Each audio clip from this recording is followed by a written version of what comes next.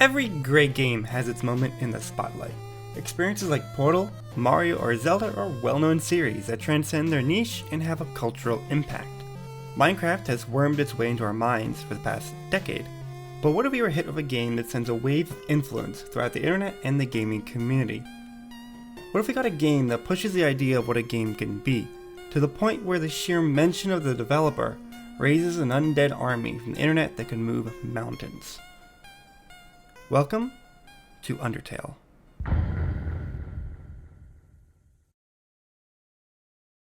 The answer is memes. The 9 months after Undertale came out, you couldn't go anywhere on the internet without getting hit with a meme or a remix. And even now, we still see new creations of silly compositions of Megalovania or S-ans. Hell, Empires rose on YouTube. Game Theory was a channel making 5 Nights at Freddy's videos and how fast Sonic the Hedgehog really is. Now the mere mention of MatPat fills conversations with so many remarks of leaving Undertale to the Pope or how S-ans really was an ass the whole time. It's magical, really. When S-ans was announced as skin for Smash Bros, everyone was on board for the skeleton man's in Smash. And practically no one cared about the new character that was announced. Cover! But yeah, Undertale is a game mostly by one man, Toby Fox. A few years prior to 2015, he made a small Kickstarter for the game and got to work. He was already a recognized name in his community with his Earthbound fan games and his involvement in the Homestuck comics. He's first and foremost a composer, with Undertale being made in Game Maker. His music and writing perfectly capture each and every one of his creations. So let's move on to the story. In Undertale, you play as a small child named Frisk. You've fallen down into the underground, a vast land of different maps that fit different archetypes, such as lava, snow, cave, or rain. When you first awaken, you meet a flower named Flowey. Flowey attacks you, but you're saved by a goat creature named Toriel. Toriel will show you around the ruins and teach you can end all combat without fighting. You don't need to kill in order to finish the game. It's at this point given the option on how to play. You don't have to hurt anyone, and you can end the game however you like. In fact, slaying certain bosses, but keeping others alive, will give you different ending variations. I'm only going to focus on 2, what the community calls Pacifist and Genocide. In this video I'll only cover the Pacifist ending. Anyways, much of the gameplay is actually done through this semi-bullet hell kind of mechanic. You can choose different dialogue boxes and find what each monster wants to hear in order for you to select the mercy option. In between choices, you have to dodge their attacks and the like. Each monster has a different pattern for very personal flavor for each encounter. As you progress into the forest, you meet the 2 skeletons, Papyrus and Sans. Papyrus wants to trick you with puzzles and capture you to give you to the king, while Sans is along for the ride. You'll find yourself encountering several guard dogs, which you can easily trick and navigate around. Soon you'll reach Snowdin, the first town on your adventure. It's a great chance to meet everyone and really get to know them. Papyrus will challenge you to fight when you try to leave town, but you'll end up becoming best friends. After which, you can go on a heart-pounding Doki Doki date with him. Unfortunately, our feelings are not reciprocated, but he will give you his phone number so you can call him whenever you want his opinion on the area you're in. Sans appreciates you humoring his brother and going along with his shenanigans. In the next area, Waterfall, you'll get to know more about the Underground's hero, Undyne. She protects and leads the kingdom's army. She's tipped off about a human entering the Underground from Papyrus and goes hunting. Oftentimes, while she's chasing you down, you'll be saved by Monster Kid's interference. When Monster Kid nearly falls off the edge of a cliff, you save them and pull them safely, which causes Undyne to back off and reassess the situation. In the next area, Undyne looks upon you from a perch up high and begins to tell you the goal of the king, along with the history of its world. Then cuts herself short and attacks you. The goal here is to block all of her attacks in order to flee from her. After a while of blocking, she will switch over to a different attack pattern, giving you a chance to flee.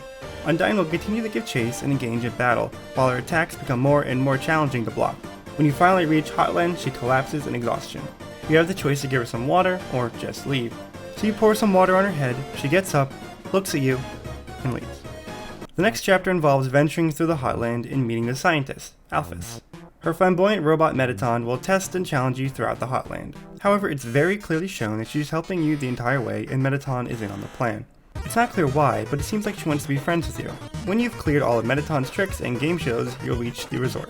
Sans meets up with you and invites you to dinner. He sits you down and tells you about a mysterious door in the woods, one that he often visited as a woman on the other side of the door would share knock-knock jokes. It became one of his favorite things to do and became good friends without ever seeing each other. One day, the voice asked him to do him a favor. If a human ever came to the door, to watch and protect them. Sans hesitates, but agrees. After this story, Sans levels with you.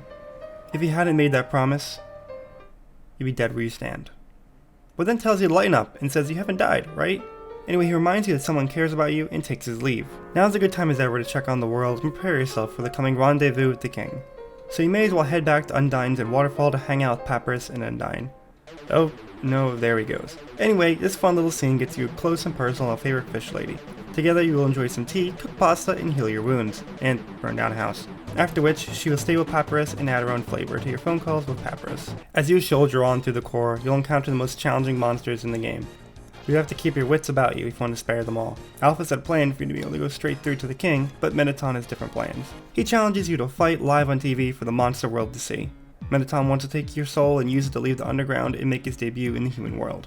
You dance, eat burgers, and type essays in order to win over the crowd. Eventually, the TV ratings score so high, it takes in calls from some lucky fans. All of them want Mettaton to fill a Mettaton-shaped hole in a Mettaton-shaped heart. Mettaton laments on the words and decides to stay in the underground. Humans already have idols. Without Mettaton, who would the monsters have? As you press on, Alphys apologizes for tricking you. It reminds you that you'll need more than just your human soul to leave. You'll also need a monster soul. The corridor ahead leads you to New Home, and it feels eerily familiar to Toriel's back in the ruins.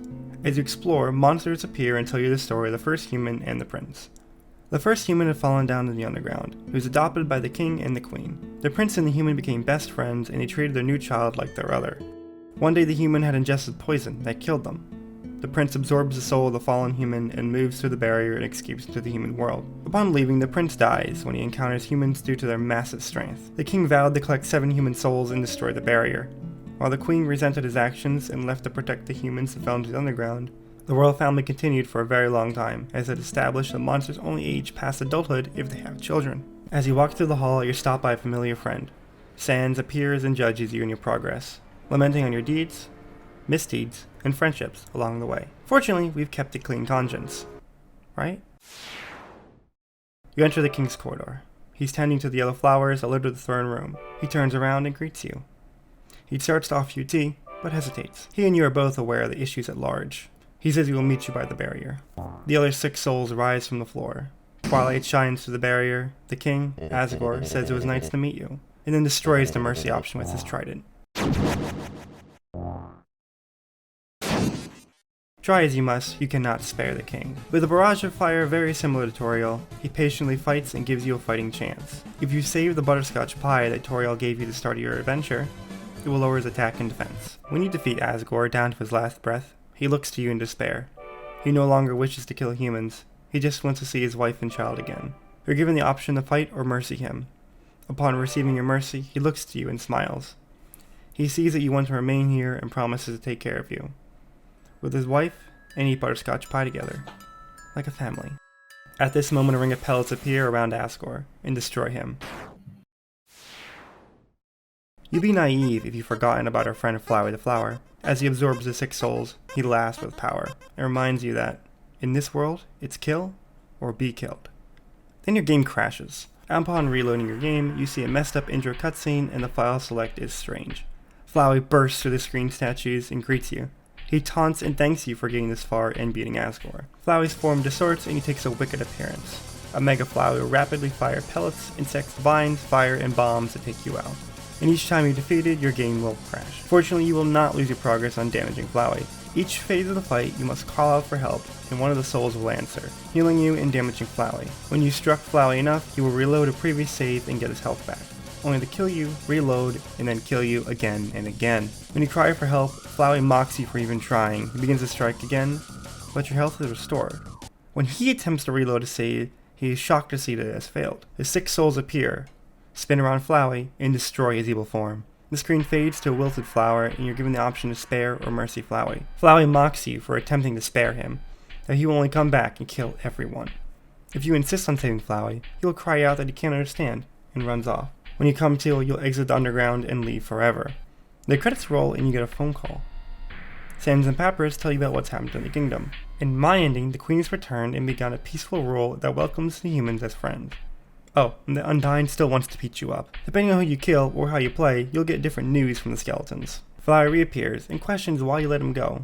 Speaking to you, the player, says that you could get a better ending, suggesting you could try to make more friends. If you reload your save file from before you fight Asgore, you will want to leave and return to the Mettaton resort. Your phone will ring and you'll be asked to visit Undyne at Papyrus's home. She'll give you a note to give the Alphys in Hotland. If you throw it away, she'll give you a new note that cannot be thrown away. When you deliver the note to Alphys, she believes it was a note from you and it sits on a date. You go to the dump and Undyne suplexes her into a trash can.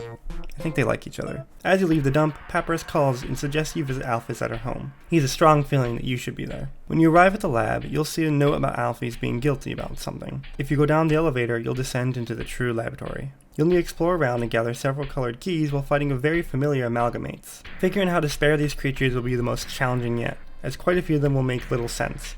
I suggest using your stick against a dog creature, as sticks will end the fight immediately with any dog. As you explore, you'll find plenty of logs on the screen explaining what Alphys had worked on. Humans have something as simply explained as determination.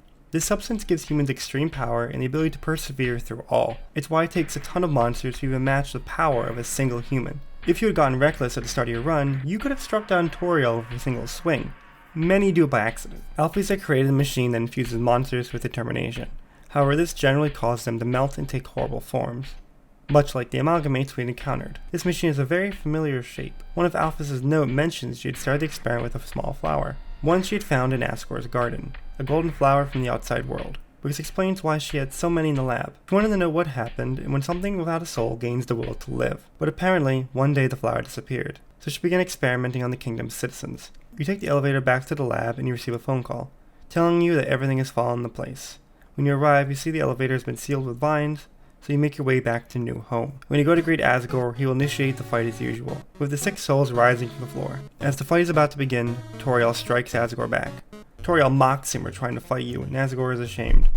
All the cast shows up and introduces themselves to Toriel. Everyone has a cute and jovial time with you at last. However, Alphys wonders how Papyrus knew to tell everyone to come here at once. Papyrus laughs to himself and remarks, "Let's just say a tiny flower helped me." As Alphys' mix of concern and shock breaks the mood, a massive amount of vines sweeps the area and grabs the cast. Flowey appears and mocks you for being a bunch of idiots. He summons a ring of pellets to attack you and brings you to your final breath. Your friends all use their attacks to defend you from Flowey. More and more citizens appear to give you encouragement and help to take on Flowey.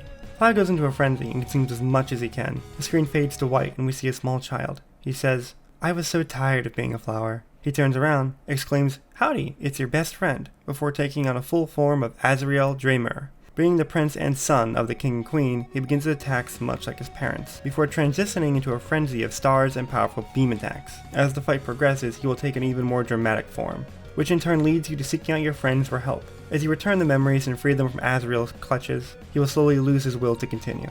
When he feels most alone, he will return to his true self and apologize for what he's done. Azrael will use all his strength and his 6 souls to destroy the barrier. When you come to, your friends will congratulate you on a job well done. At this point, you may either explore the world and speak of every citizen of the underground, or leave the world with your friend. As the cast looks upon the open world, they think of all the cool things they get to do and see. Toriel asks if you'd like to stay with her or go into the world alone. As the credits roll, we get to see her friends living in the world. Toriel's even opened the school she's always dreamed of. We end the game with Toriel leaving a pie for us while we sleep, if we chose to stay with her, or a postcard with all your friends if you go into the world alone. So that's Undertale, the mountain-moving indie experience of 2015. I feel the strongest part of the game is its magnificent soundtrack. Easily my favorite game soundtrack of all time, if only because each and every track relates to its character very well and generally has more meaning than it lets on. Of course, the gameplay is super fun, but it gets bland on repetitive playthroughs. Is there anything different we can do? If you think we're finished, you're mistaken. The world is not yet fully explored. I think I'll cover more of the story in another video, after just one more reset.